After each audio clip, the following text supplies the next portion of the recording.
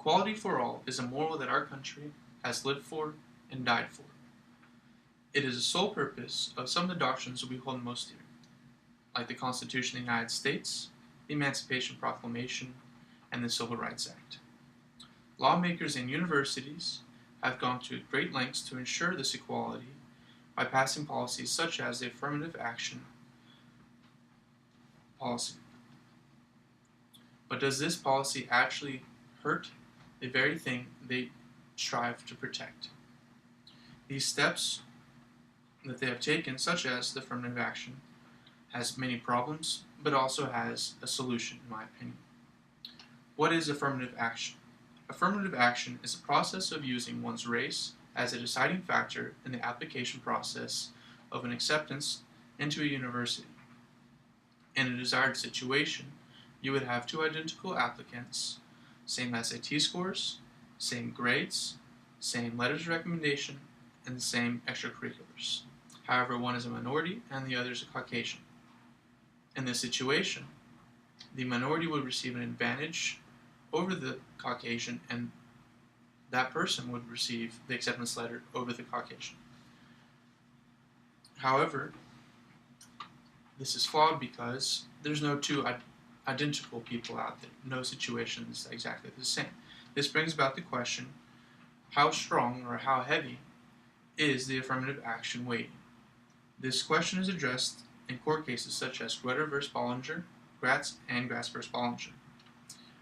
Since the implementation of this policy, minorities have had great success getting into prestigious universities such as Cornell and Harvard. In some cases, like those two colleges, Caucasians now hold a minority position in those colleges. This is unlike or unproportional to the demographics of the United States, where Caucasians hold an 80%, roughly an 80% percentage of this country. This proves that there's no longer a need for advantages to be given out to certain races. The problem is that there is now reverse discrimination, and that Caucasians have an unfairly hard time getting into these universities. The solution, in my opinion, is that on the application process, you would no longer include race, gender, or name. Getting rid of name would help reduce the assumptions made off of a Billy Bob Jones or a Ichiro Suzuki or a Jose Fernandez, and instead you would delegate a name to a number and only include a number while going through the application process, and at the very end putting a name to that number. Making these changes will level the playing field for all applicants of all races at these universities. Affirmative action has served its purpose, obviously, since all these minorities are having great successes getting into these prestigious universities, but the tides have changed. The opposite is now true, where Caucasians are having a tough time getting into these prestigious universities.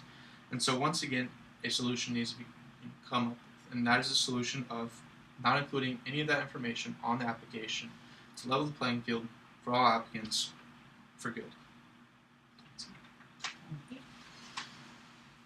That was 3, 4.